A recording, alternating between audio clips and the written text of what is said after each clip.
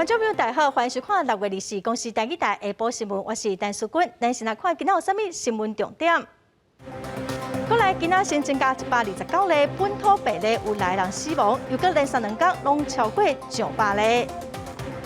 行政院宣布，劳工纾困贷款未受到50万的名额的限制，确诊者死亡会发10万块的慰问金，大人的电费嘛暂停实施。创报26档的香港《苹果日报》今仔出版最后一份报纸，拢总印100万份，昨半暝都有民众排队等买买。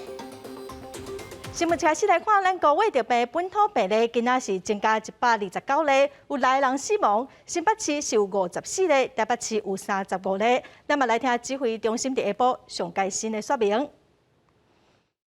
本土的病例有129例，那境外移入1例，那死亡的个案有6例。好，那这2天的案例事实上是有微幅的起来，或整体的趋势它还是往下。那如果不在同病室，而在这个同病房的情况下，那基本上是会列入风险人员。那当这样的一个居家隔离的人员或风险的人员再有这种确诊的病例的时候，那其他的风险人员都会被列入我们居家隔离的对象。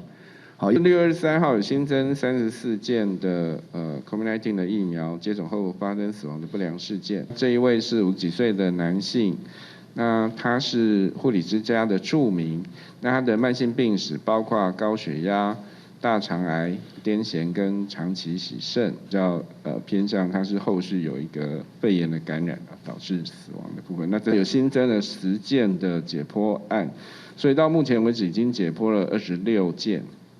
那其中有23件跟慢性病相关，还有1件是跟吸入的食物窒息，还有2件是跟颈椎骨折，看起来都还没有跟这个疫苗的死亡有相关。来看行政院早起宣布纾困4.0的扩大方案，会来放任资格认定本地50万的劳工纾困贷款的名额，即马嘛决定讲有效资格会使许可，确诊者死亡会发慰问金10万块。6月份原本要实施的热人电费用嘛先暂停，望讲会使来减轻民众的负担。也为了减轻国人负担，6月的民生电价缓调。受疫情影响的商业服务及农业的电费，也会按照相关的办法予以减收。光是这一部分受惠的人数就超过1000多万人。对于因为染疫确诊死亡者慰问金的发放，政府也是倾力能够做到苦营所苦，希望能够共度难关。也请各部会本于同理心，本于早一天把相关的补贴作业发放到受困民众或企业手上。行政院强调讲，针对家己是头家的人，也是无固定头家的劳工，纾困的认定会来放任资格。去年的年所得伫40万8千块以下的人，嘛使领到1万块到3万块的现金补助。行政院嘛强调讲，本地劳工纾困贷款有限50万的名额。也毋过，因为有110万外件申请若属条件无问题就会互因通过。再来看，今仔开始，北农的打商爱摕6月20以后的快筛阴性证明，才会当出入市场。打商嘛讲目前的政策是无讲好清楚，一张阴性的证明到底是会使使用偌久因是真烦恼讲，未来敢有可能1礼拜就爱验一届。摕出快筛阴性的证明，防完体温才会当入去北农第一市场。中央的市场专案日是正式启动，早起7点进前，反而爱有快筛阴性的证明，才会当入去市场做生意。有这张才能进那个果菜市场的。对，所以你等一下要去上班了。对啊，你们是几点开始12点。市场的人丁无用过遐尔济，不过人数嘛袂少。那附近的万代国小快筛站也是有真侪人伫咧排队。为20时开始，要入去市场，都爱有6月20以后快筛阴性证明才会当入去。为着生活，真侪反来甲北农的员工，拢爱阁做一个体检。还是要在20号的证明啊，所以我们本来14号快筛的就是还要再做第2次。我们环南市场就快筛1次了，对。那时候就是6月9日，现在再来快筛。明天才要进去。所以今天先做好。对。觉得这样子是不是比较方便？对，安全？对啊。市长专案的头一天，这个反案拢认为讲还算顺利，因为中央还未说明讲一份快筛的阴性证明效力会当有偌久。反案嘛烦恼讲，以后敢会逐礼拜拢会做一届快筛。北农的董事长黄向群讲，希望会当透过高频率的体检来确保民众甲反案安全。记者综合报道。因为发生北农的烧毁事件，家禽批发市场的移工这几天是要到中校病院去注疫苗，也毋过因为有一寡非法的移工无健保卡，嘛无法度注射。有台北市议员是讲将中校病院准备200吨的疫苗，也毋过只注81吨。有风声讲是因为移工知影劳动局要到现场去列名单，所以因赶紧绕跑。也毋过病院是表示根本就无通知劳动局。来，西城公司往上排，来，上来。台北药产公司家禽批发市场的业者义工，早起去中校边安排注射站注有风车，本国家外籍人士拢爱传健保卡。现场有义工只个人会当摕相片出来，所以就无法度做。金卡才可以，如果没有的就先下去楼上，去楼下厕所。会不会觉得很失望，或者觉得说为什么会这样？而且我4年来听不懂，不会讲话，而且那你今天原本是要来打疫苗的，对不对？北农群组感染扩大，台北市实施批发市场专案，针对农鱼、畜产、花卉，也个困难市场工作人员做册，全面注风车。台北市议员李伯基接到消息，讲23边本来是传好200支有风车，也毋过有部分义工无准备证件，通报劳动局到场做册，互几落百人走入现场。最后，这个人做81支，无到一半。也毋过边可能有通报做册。因部分移工雇主未到场协助确认身份，院方内部商议协助方法，以确保日后第2剂疫苗施打能联系当事人。5月中，台北市长郭文铁北讲会特赦非法移工，原本讲好的代志敢会改变？台北药产公司讲，这项政策无改变。他被抓或什么，不是这个原因啦。移工的大部分当然都会打了，可是就是没有身份证，没有那个健保卡。人数占的多不多？哦，很多。对，所以会拿护照，会另外再弄一批没有健保卡的人才会来注射疫苗。移工来自承销商加屠宰场，因付出劳动力，和农畜产的产业链会当顺利运作。药产公司讲，将会由台北市卫生局协助，替无健保卡移工注风车。记者综合报道。咱帮观众朋友来整理今仔日全台湾各地为着病民众的情形哦。今仔是增加129个本土病例，有一个带病入境哦，有6个人死亡。伫台北市有35例，新北市有54例哦，嘛是上济。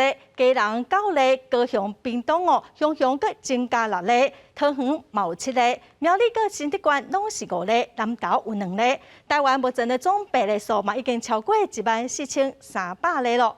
咱来看高雄市哦，昨一口气是增加9个病例，有几家伙仔烧毁。高雄市长陈其迈是批评讲，新北市政府无做好一条，也毋过红点名的3甲文主公病院是强调讲，拢有按照指挥中心的规定哦。另外，之前台北市长郭文德是讲，北农事件有真侪确诊者拢是住伫新北市。新北市长侯友宜嘛讲哦，防疫是开共同的工作。台北市长郭文德是建议讲，爱设下县市的一条资料库，逐工来比对。高雄林武出现家庭群聚感染，指标个案捌伫5月中到新北市的3甲温主公病院开刀，互高雄市长陈其迈真不满，点名新北市政府医疗无实。对此，病院强调遵照指挥中心的指引，但是会牺牲受教，而且呼吁做伙抗疫。如果有落实这样的状况，基本上当事人或许就能够已经发现他是被感染的事实，那避免在这期间有往返北部跟高雄这样的机会。这是一场长期的战役，其实我们的立场跟高雄市政府是一致的。面对看不到的敌人，我们不分地域，齐心抗疫。任何对恩主公医院的指教，我们都会虚心接受。高雄市甲新北市因为医疗的问题引发论战，北农的群聚事件影响的层面更加是宽。嘉南市长林佑昌同为批评台北市长郭文铁，但是真侪确诊者是住伫新北市，市长侯友宜是话话，防疫是苦于连红。那面对新北市，其实在北农事件染疫的个案数是超过台北，也超过其他县市。那我一直觉得，一个防疫绝对是一个区域联防，所以面对北农事件，我们一定是共同承担。疫调系统这个是个缺陷，资料库你的一定要每天电脑要跑一次每天至少要有一次，有没有去检查身份证字号有没有同身份证字号相同。官体接受广播专访的时阵，讲到伫北农往来的人口，真侪人拢是看惯市来去去。伊认为疫调除了大个所在嘛，还有工作地，嘛建议中央爱以身份证的号码做基础来建立资料库，每一间拢爱对一间，加当各县市的疫调连开，避免出现资讯的落差。对即马当地世界咧传的Delta变种病毒，官媒认为早晚会落来台湾社区。记者综合报道。虽然国内疫情有较缓和，也毋过指挥中心暂时宣布讲，三级警戒要搁延到7月12日。苗栗金源科技传出讲，前进指挥所接达撤离无几天，公司就通知员工讲，后礼拜一开始要取消分流，恢复正常上班咯。苗栗县政府是强调讲，复工的计划必须要经过卫生福利部、劳动部，搁有经济部的同意。苗栗金源电子移工军过疫情，伫咧中央前进指挥所的协助之下，即马好不容易才互疫情稳定落来。但是即马传出金源电子已经伫咧内部发布信息，通知员工后礼拜一开始就要取消分流，恢复正常上班。未少员工相当烦恼，会因此搁造成防疫的破口，向县议员来申请。前进指挥所完成任务才离开没几天，金源店马上就取消了分流。那这个样子的分仓分流，是不是只是为了应付指挥中心的进驻而做样子呢？接到真正的议员质疑，中央伫咧金源的前进指挥所才拄啊撤离，而且中央流行疫情指挥中心23号才宣布，3级的警戒要搁延2礼拜到7月12号。但是金源电子却决定取消原本的 A、B、C 3班分流，伊希望上少爱当到3级警戒结束。苗栗县劳清处就表示，相关的信息内容会搁进一步来查证。金源店目前也正在研拟它的一个复工计划，复工计划里面也会提到，在工作场所以及在移工生活宿舍管理这部分，如何去做分仓、分流、分时。那这边也还是要请金源店这边要确实来依照复工计划来执行。苗栗县劳清处另外表示，金源电子刷落来，若是正式提出复工的计划，嘛是需要经过中央卫福部、劳动部甲经济部的核准了后，金源电子才会使依照相关的计划内容来执行复工。对员工的申请到中昼即个进程，金源电子嘛是无回应。记者苗栗综合报道。社署顶礼拜核准5种的居家快筛试剂上市哦，这2天药局佮超商拢开始卖。社署嘛提醒民众使用的方法一定要正确，嘛因为快筛有可能无准哦。若属于高风险地区的民众，上好是直接去社区的体检站检查。你好，我要买快筛剂。好。国内各大超商、连锁超市、药妆店、医疗器材行，还有药局陆续来卖食药署核准的居家快筛试剂，即马销售状况看起来是真紧都卖了。小署强调，居家快筛试剂算是第3级的医疗器材，袂当伫网络上来卖，实体通路嘛取得医疗器材环卫许可才当来卖。都惊讲啊，有假的试剂会来影响到防疫，毛立委是关心这快筛的准确性。那这个就是要食药署去帮我们去把关，去确认它的确是像产品写的说是有98%的准确度，或者是91%的准确度。好，那刚才委员有特别提醒我们要注意这些核准产品的一些准确性、安全性来做把关。那这部分我们也会来注意。不过，卫福部嘛强调，也是民众甲确诊者来接触过，也是有较悬的感染风险，也是要尽量到社区体检站来检验，会较准一条。把这个居家快筛让它成为你们防疫的一个工具啦。即使是阴性，那也不代表说没有确诊，那因为可能病毒量少，那可能也侦测不出来。那如果真的有症状或者有疑虑的话，就先到社区快筛站。另外，卫福部嘛建议消费者伫买也是使用进前，先来上网看卖说明书，有使用影片，以避免无正确使用方式来影响到快筛的准确度。记者张志祥、张志佳台北报道。美国捐予咱的250万剂莫德纳疫苗，7月初头一批110万剂会开始做。第5类住伫长照机构的病人，佮有照顾者、西药剂的病人，拢会当先注射。也毋过，家庭照顾者关怀总会是呼吁政府讲，无应该限制长照机构的病人。一般伫厝邻的长照病人，佮有家属，佮有20多万名外国的看护工哦，拢应该先帮因注射。顶一日北投一家火也死的人，有3个人伫咧厝里雄过身，上验了后发现讲，因全部拢确诊新冠肺炎。家庭照顾者关怀总会表示，其实这个家庭确诊的案例，都是典型高风险长照家庭，爸母2个人拢有慢性病，而且中风不遂，敢若靠另外一个71岁后生咧照顾。便若这个照顾者确诊倒落，规个家庭就全部受到影响。照顾者需要到处去奔走的，拿药也好，他们是需要到外面跑来跑去，是无症状的带源者，这个家庭成员都没有保护力的时候，2个都关在家里，其实是会闷出病来的。针对适龄弱势者注疫苗的部分，国内目前是甲列做第5类优先注射的名单，嘛纳入带属型长照机构的居民，甲伊的照顾者。居家式甲社区式的长照机构，还佫有新种服务照护员，甲伊服务的对象。另外，还佫有其他的机构，包括矫正机关的工作人员，甲西药剂的患者，拢总是46万7千人，会正做头一批110万剂莫德纳疫苗配发注射的对象，按算7月初1开始做。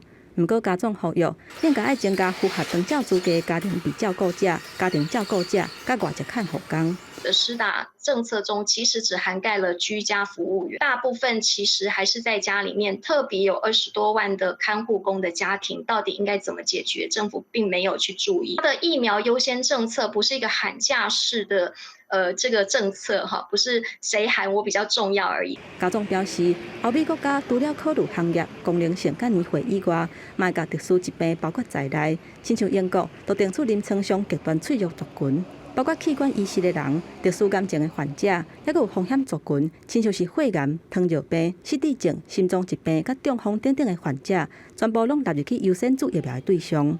记者综合报道。指挥中心宣布讲，双北市佮有家人同园的客停车司机、国道客运、佮有货车的司机哦，拢会使先纳入第7类优先注射的名单。也毋过，双北市区的公车的司机煞无资格先做。台北市公共运输处是表示讲，会继续来向中央争取。逐工上班拢爱挂双眼喙网甲护目镜，就算讲伫咧车顶目睭周围空间安尼一个翕过是10点钟，温大哥嘛是个起紧甲调着。指挥中心公布7月初开始，要来扩大真济族群到第7类的优先接种名单，不如个运输行业内底纳入去北机头、计程车司机、货运含国运客运的司机，煞无纳入去走双北市区的这个公车司机，安尼互袂少驾驶拢感觉无对同。我们双北司机每一个人都很想先打疫苗，因为我们都是第一线接触乘客啊。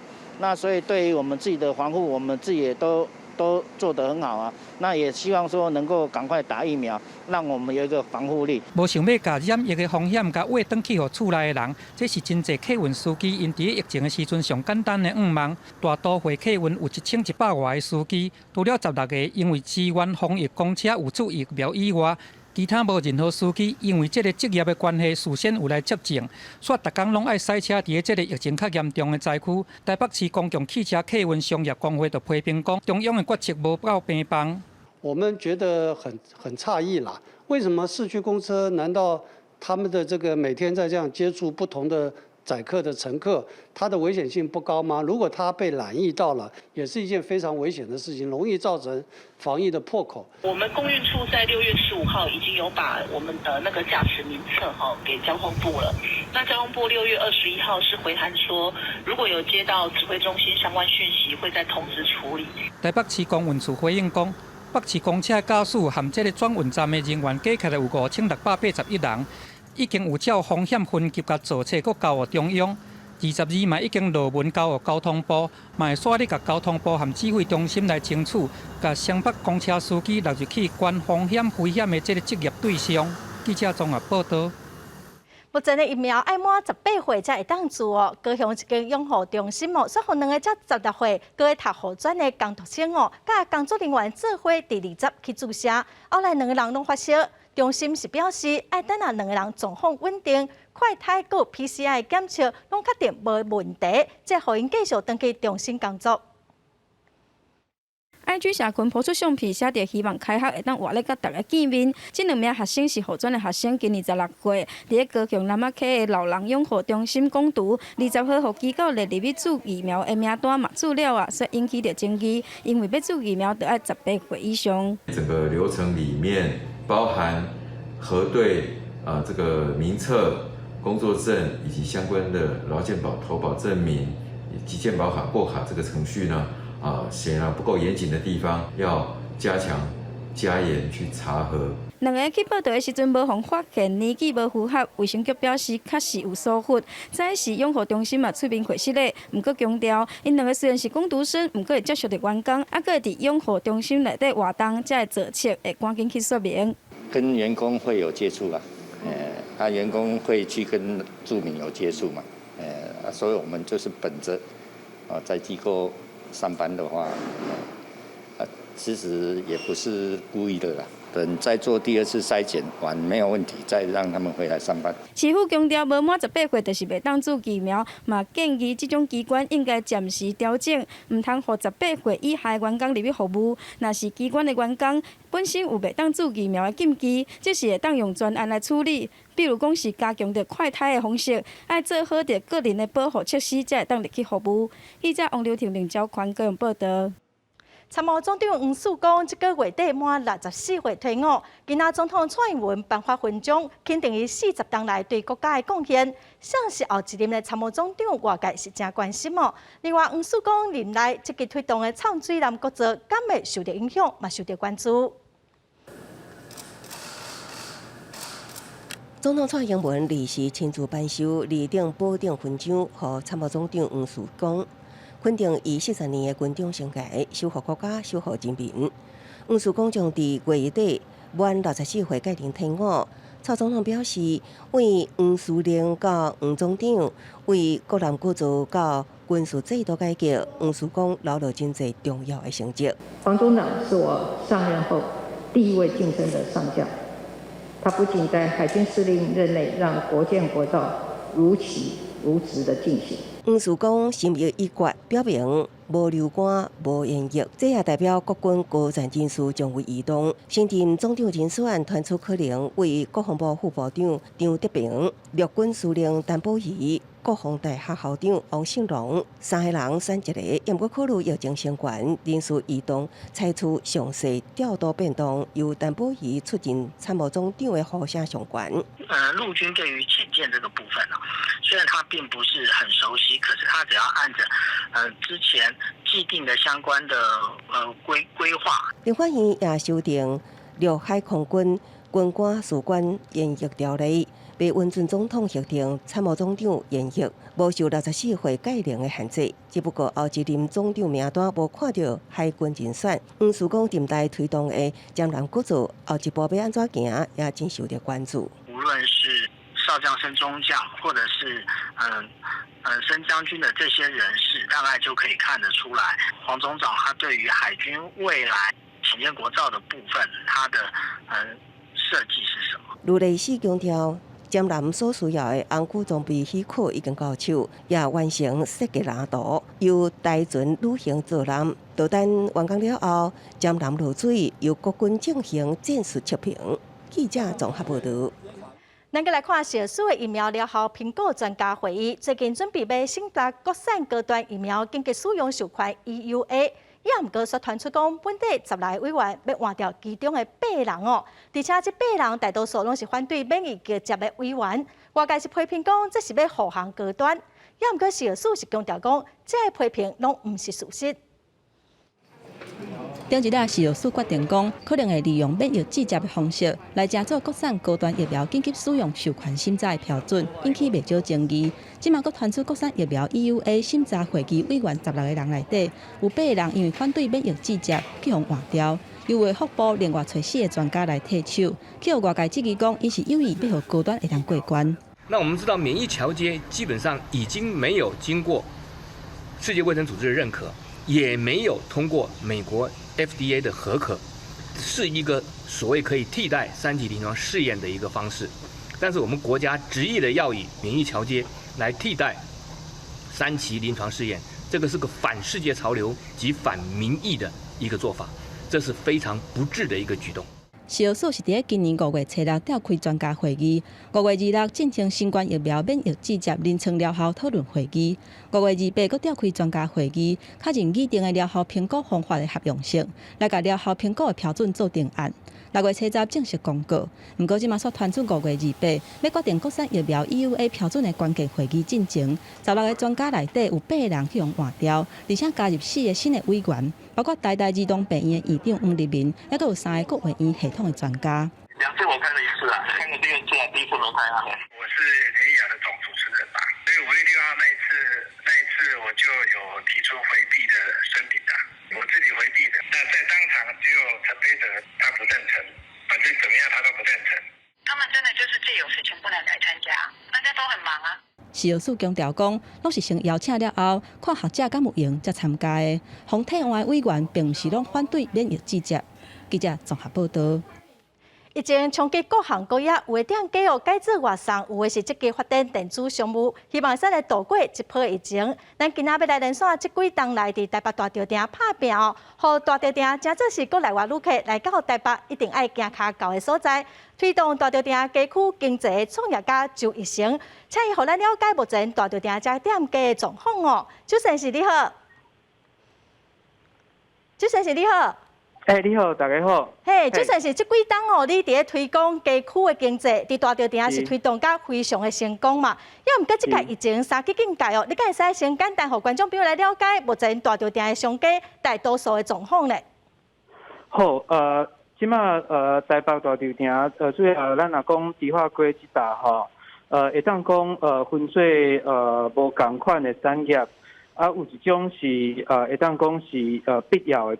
譬如讲食品吼，这种的行业因原来继续咧营业，但是有一寡是差不多7-8年吼才开始创业的一寡新的行业，譬如讲咖啡厅、册店吼工艺品吼所谓的文创吼种这种的算讲是非必要的，非必要的吼大部分拢已经自政府宣布3级了吼，大家拢是暂时停业。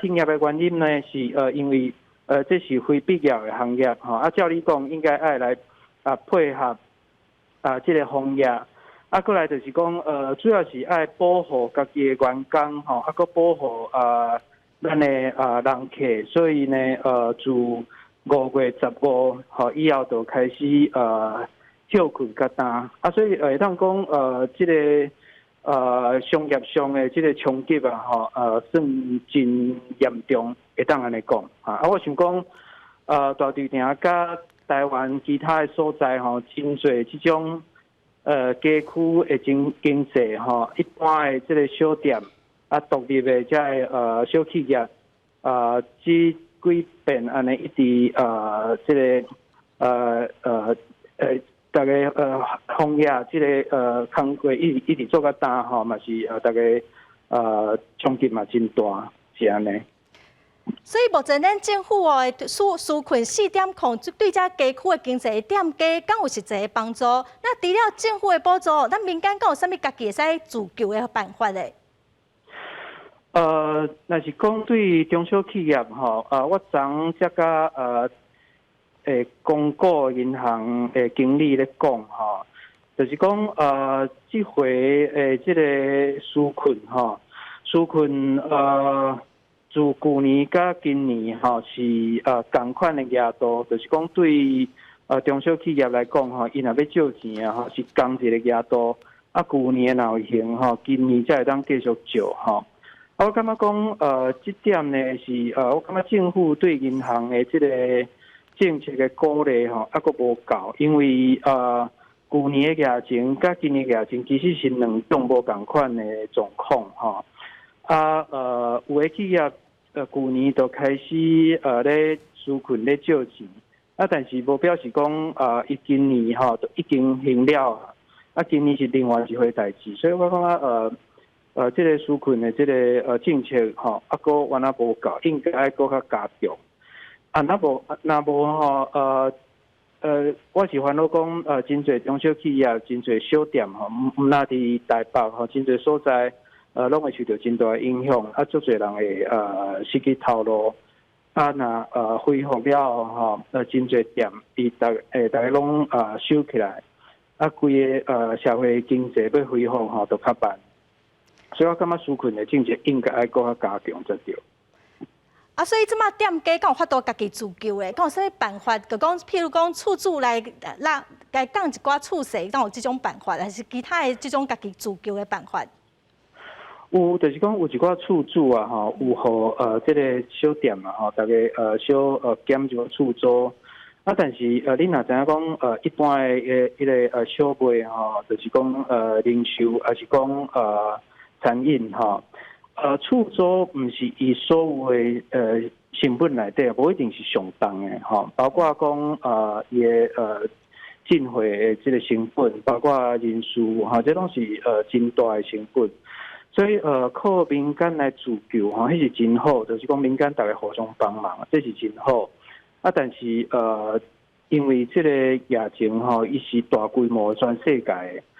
这若无政府搁较大力吼，来甲民间斗相共，敢若靠民间可能是迄个无够，无法度讲互台湾的经济吼，会当平安来度过这回这个灾难安尼。咱知影前一阵美国来台湾宣布要采咱疫苗一个女性的参议员达克沃斯伊其实伫美国一直咧煽动这种疫情后加剧经济的投资法案哦。你感觉这个议员的法案哦，敢有啥物值得咱政府会使参考的所在咧？这个参议员 Duckworth 伊有一个法案叫做Invest in Main Street Main Street 就是主街咱伫台湾每一个市区每一个乡镇拢有一个主街，就是讲较早大家一般拢叫做中山路迄种先道，迄种咧就是 Main Street。Main Street 伫美国表示讲伊是甲华尔街就是 Wall Street。Main Street 甲 Wall Street 代表无同款的社会经济意涵。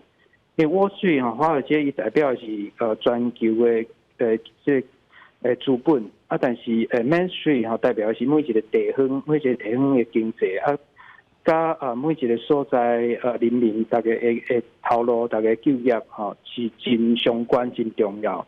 所以过去20几年，全世界的经济拢资金拢为迄个Wall Street就是代表讲股市全世界的这个资本为边吸引去。投资咧地方咧地方的这种小行业但是甲人民的生活相关的，这个资金点都较少我感觉这是一个全世界一个现象所以美国因真重视，我感觉咱台湾嘛应该要来重视，因为这地方的经济是甲每一个人咱的生活品质还有地方的头路，大家就业是真相关的，所以应该。咱台湾应该嘛是爱来做这种代志就对，我看也是安尼。咱真感谢周先生，互咱了解伊无针对政府纾困方案的看法，甲建议讲会使安怎来帮助街区的经济真多谢。咱嘛希望讲经过这波疫情这个店家会使继续来提供上有台湾特色的各种的服务咱再来看，因为疫情代替嘛减少火车帮伫花莲车头做店面的店家生意只剩一成尔。代替嘛宣布讲5月份到8月份的租金，佮有权利金拢要先减少一半，希望会使减少这店家压力。来到花莲火车站的2楼商店街，规排店家拢暂停营业，包括连锁便利商店甲零散店也关门休困。夜里营业的代替万工厂是生意真凄惨，原本卖甲真好的代替便当，即马也只会当减量。3级警戒以来呢，我们的销售量呢大概下跌了60%。那主要最影响的商品是什么？我们的便当还有铁路商品其实都有影响。另外，夜里营业的餐厅是推出超价介绍饭盒吸引人客，不过实际营收大约只剩1成，所以代替宣布要减少租金加权利金，来减少承租人的经营压力。每月固定的月租金还有固定的权利金这个予以减收50%。那期间的话是从今年的5月15号到8月31日止，6月份、7月份跟8月份的租金都可以来缓缴，到9月底才来缴。因为花莲站相关是统一承租户民间管理单位，不过承租业者无愿意表示意见，代替强调，这段期间减免的租金加权利金会要求厂商未来爱回归后会有店家。记者综合报道。国际新闻，咱来看创报26档的香港《苹果日报》今仔出版最后一份报纸，封面顶头是写讲香港人伫雨中痛笔这几个大字。最后一份的《苹果日报》拢总要印100万份，昨半暝到民众排队等报纸出刊，要来收藏最后一天的报纸。香港民众嘛伫苹果大楼的外面用手机来照光，向《苹果日报》讲再会。香港《苹果日报》宣布24出版上尾一期，所来就会停止运作。不少民众23暗时去《苹果日报》大楼外口，用手机照光感支持。因那苹果的员工是无用伫处理排版，上尾一期的头版是香港人伫雨中烧笔，甲苹果烧经，以12页特刊，标题是再会和香港人的告别书，结束26年历史。好心痛咯，咁就唔應該咁樣完結。香港係已經係開始冇呢個新聞或者言論自由。香港《蘋果日報》的記者表示，上尾一份稿是哪靠哪寫完成的。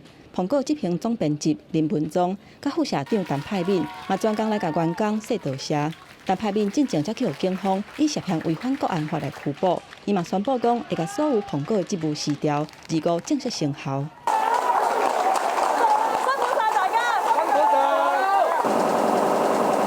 蘋果上尾一期印刷是破紀錄的100萬份，23暗時11點，就有超過500個人排隊等要買報紙。不過因為人數傷過濟，所以限制每一個人僅會當買2份。有民眾表示，會把這個報紙放伫客廳做收藏，嘛感謝蘋果這幾年來的付出。會係一份香港人最後一份嘅報章，咁可能未來50年都可能或者100年我唔知啊，可能都冇將份代表香港人嘅報紙。即係一個時代嘅結束咯，所以我就會想出嚟買，同埋我覺得係即係我唔明點解會一份報紙都容不下。香港《蘋果日報》的網站甲人民冊賣獎也嘛第24同步停止運作。有員工離開的時陣是真激動流目屎，因為講這無定着就是香港上尾一份報紙。真濟人認為講，伫《蘋果日報》停止運作了後，香港政治的黑暗才當要降臨。我其實真係好唔捨得佢哋嘅，我都好唔捨得班讀者嘅。但係無論我哋要暫別咯呢度，我哋希望香港人加油咯，最緊要平安。記者綜合報道。印度的變種病毒目前喺全球是傳甲真厲害哦。美國防疫專家福奇嘛指出講，對英國的經驗來看，印度的變種病毒喺未來幾禮拜，冇可能會喺美國大事行。羅西亞首都莫斯科、葡萄牙首都里斯本，最近印度病毒嘛攏傳甲真厲害。Delta 新冠變種病毒上早喺印度發現，即馬衝擊到全球。美國白宮防疫顧問福奇23接受節目嘅專訪嘅時陣，就警告 Delta 變種病毒可能喺未來這幾禮拜到1個月左右，成做美國主要流行嘅病毒株。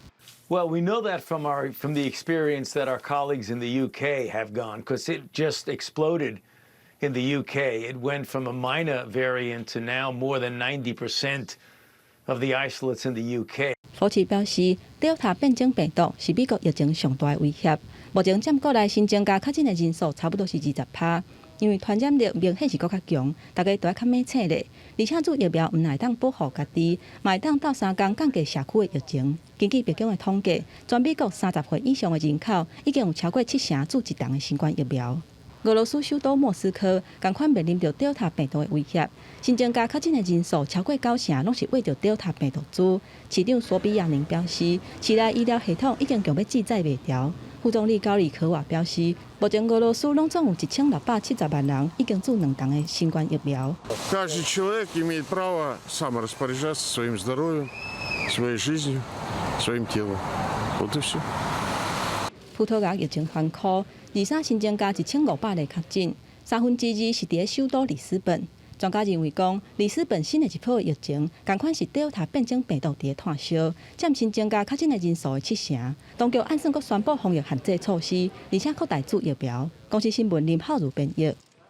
澳洲卡球国家杯伫德国比赛，有观众提彩虹旗冲入去球场，声援 LGBT 团体嘛表达对澳洲卡总个匈牙利的不满。迄天的比赛，本地匈牙利的总理是要到现场去加油，决定是改变行程。伫德国慕尼黑安联竞技场举行的澳洲国家杯小组赛第3轮，匈牙利对德国之战。伫赛前帮匈牙利国歌时阵，有观众拿彩虹旗冲入去场内，互警方逮捕。不过，依然有球迷伫咧边仔的彩虹旗，一方面抗议澳洲卡球总会负责慕尼黑市议会申请伫咧体育场点彩虹灯，另外一方面声援 LGBT 团体。Alle Gleichberechtigung für alle, warum nicht? Und UEFA ist ein Saufverein. 比赛最后是2比2平手，小组的法国、德国、葡萄牙晋级16强，匈牙利被淘汰。根据德国的媒体报道，匈牙利总理奥尔班本来打算要去现场看比赛，尾也是取消，原因是匈牙利伫顶礼拜通过反同的相关法案，禁止甲未成年人分享任何描述同志或者是变性等资讯，引起德国甲欧盟其他13个国家的谴责。Also erstmal halte ich dieses Gesetz für falsch und auch mit meiner Vorstellung von Politik nicht vereinbar, wenn man homosexuelle, gleichgeschlechtliche Lebenspartnerschaften erlaubt, aber die Aufklärung darüber an anderer Stelle einschränkt, dann hat das auch mit Freiheit von Bildung und Ähnlichem zu tun. Also das ist für mich. 匈牙利驻德国大使讲，顶礼拜法案通过了，伊接到几多百通关心的电话加电子邮件。Basic reactions so far did not concern the real content, even not the title of the adequate Hungarian legislation. Content will be discussed correctly, where we will respect for each other. 有一寡德国的大企业，譬如讲 BMW、福斯汽车、西门子，伫社群媒体打出彩虹的相片，表达支持。澳洲卡球总会讲，因的组织运作就爱政治加宗教中立，并且伫家己的推特顶头也加一个彩虹的标志。严格强调，彩虹唔是一个政治符号，是一种对国家多元、国家包容的社会坚定的承诺。公司新闻黄文玲编辑。来看电风的消息喽，6月份的黄酸雨势就袂少，云林的乌山水库涨水已经满了，嘛开始连续3天要互水溢出来。管理处是表示，这是乌山水库伫105年4月份开始使用，第3届水库的水满出来。水库的水沿一洪道排到水尾的所在，最近连续几天的猛涨雨，带来大量的雨水。互云林乌山水库23的时阵达到满水位，而且伫咧23下晡3点启动自然溢流。这嘛是乌山水库为105年4月份启用到达，是第3届达到满水位，而且水佫溢出来。那我们从105年开始下闸蓄水，到现在是第3次。108年是首次的蓄满然后去年第2次的蓄满，然后今年是第3次的一个满腹。乌山水库管理中心表示，今年初拄到8年来真罕见可看现象。5月底乌山水库的水位降到188公尺，欠水量是伫咧3成以下，出现欠水的危机。经过连续几日天落雨，即马水库达到满水位，悬度是211.5公尺，欠水量是5087万吨，按算会持续1到3天的时间。从引水口进来到满水位都会从这里自然溢流下来。那溢流我们会维持到3天左右那因为我们是离巢式的水库，所以在统筹堰这边我们会看状况来引水。乌山水库的主任李彦仁表示，水库溢流并不是一个手排出大量的水，不过嘛要提醒民众都要离溪埔较远的，才会当确保安全。咱目前逐天供应云林民生用水的量是155000吨，所以来会看水情的情形来调整用水。记者综合报道。这几天落大雨，台东第23线省道东河到花莲富里乡的东河公路，今仔透早5点外崩山，造成太原村、北原村佮有上德村的村民，即马是无法度行东海华公路，目前嘛已经抢修了。透早6点外，我喇叭洞的大石头崩落伫台东东河乡。位东海华公路进入太原山区，位于一条第23线东富公路路面。成功分局警员赶紧伫路口由封锁线禁止人甲车通行。紧急前往现场勘查，初步未发现有人车受困的状况。公路局一透早派出人员机区前往抢修，初步检判可能是这2天东海华山区落大雨，土石松软造成公路山边土石崩落。目前，东府公路台东东河乡往花莲、富里乡的交通暂时中断，也造成包括太关川、北关川、上竹川1500外户的民众暂时无法度往东海花公路通行，因为大石头需要破碎才会当清除。公路局有计下昼抢通，恢复单线通车。台东县政府也宣布受影响的3个村临时停止上班上课。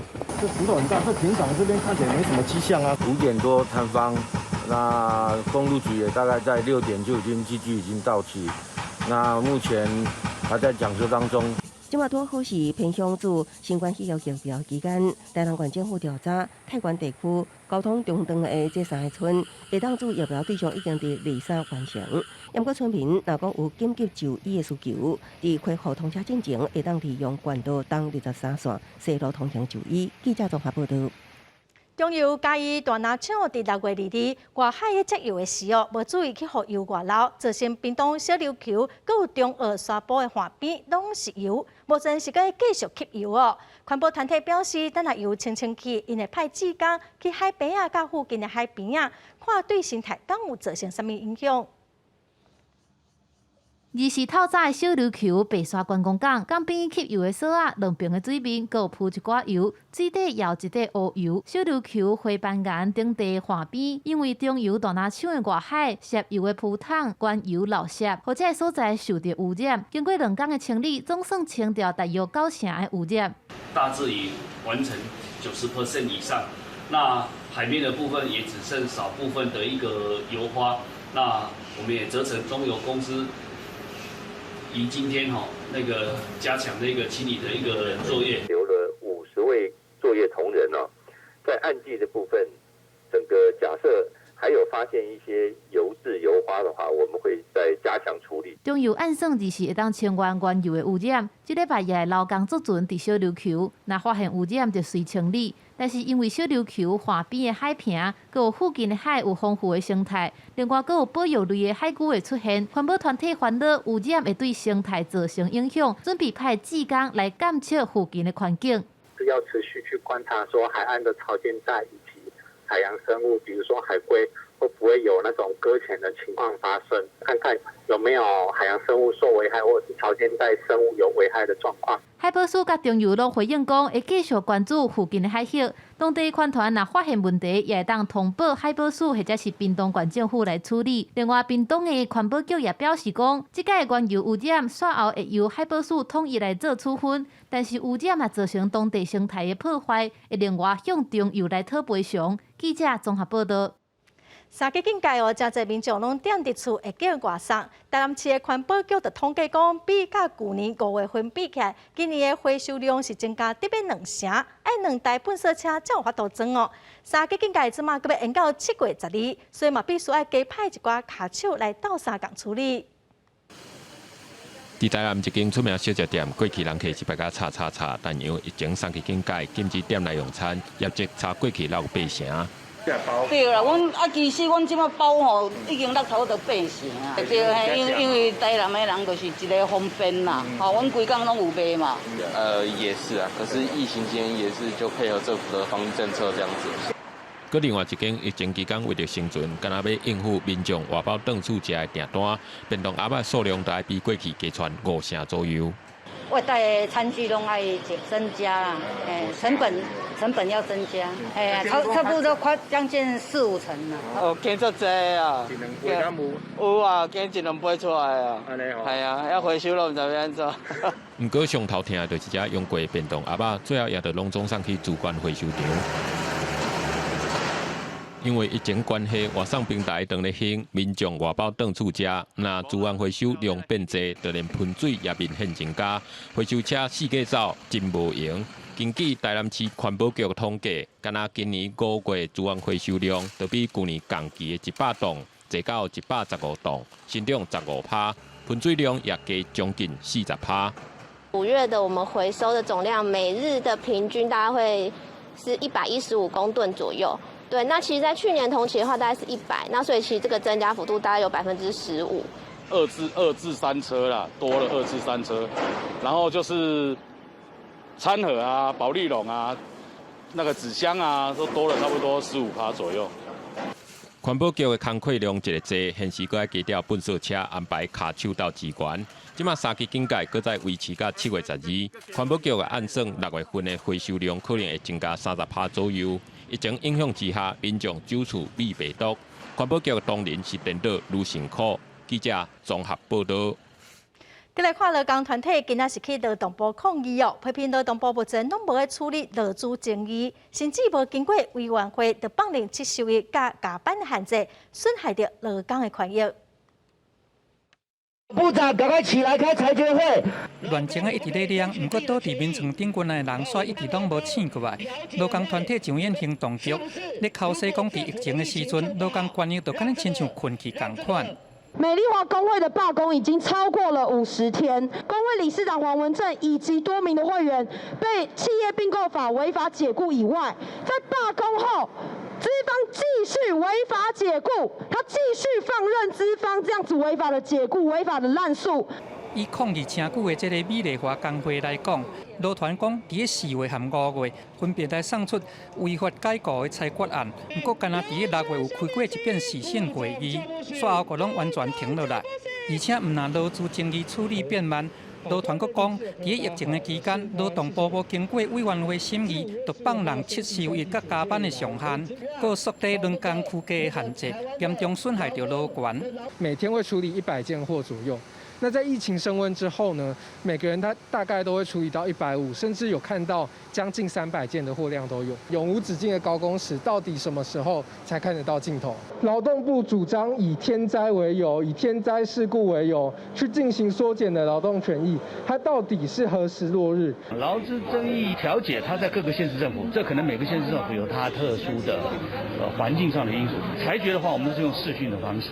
理事长被不留用的那个案子呢，我们已经利用这个视讯的方式施行了一次，是在6月2号。他们在罢工期间被解雇的这个案子呢，我们已经预定在7月1号。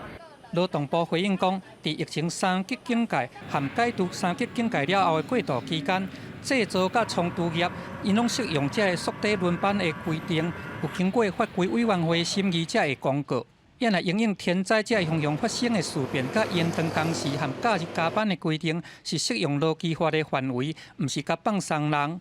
记者综合报道。来看，伫疫情期间屏东有南汇业者最近设计一款南汇礼盒，直接会使寄到厝里互要毕业的学生会当用伊来向老师表达感谢。每个颜色都要有，不要单一花色。防疫期间，民众减少出外，甚至真侪人开始踮厝办公，学生也拢停课踮厝内学习。屏东有南汇业者就趁这个时阵推出送到厝的礼盒，互民众同款会当伫厝内种花草，欣赏美丽花蕊解新闻。因为这个疫情的关系，我们也希望大家在家里面关在家里面，除了看电视、滑手机，那也能够做一些疗愈的事情，所以玩玩花花草草啊。原本即阵学生毕业，花店的生意长好，不过因为毕业典礼拢改伫线顶举办，花店的业绩受到大大的影响。所以业者也针对毕业的主题设计礼盒，让学生有缘通对老师、同学表达感谢甲祝福。可以帮这些学生或是老师，然后家长可以传递他们想要感谢老师，或是感谢一些身边的朋友同学的一个祝福。过来疫情目前也未转好。大家也拢乖踮厝内，这5花10个南花礼盒，除了会当安慰民众的心，也互花店伫疫情期间通继续生存。记者综合报道。北部的天气，咱来看各县市详细资料。北部地区上低28度，上悬31度；中部地区上低27度，上悬31度。南部地区上低28度，上悬30度；南部地区上低27度，上悬30度；华岛地区上低24度，上悬28度。感谢观众朋友收看《公视台记台下晡新闻》，我是陈淑君，明仔载下晡3点，咱再会。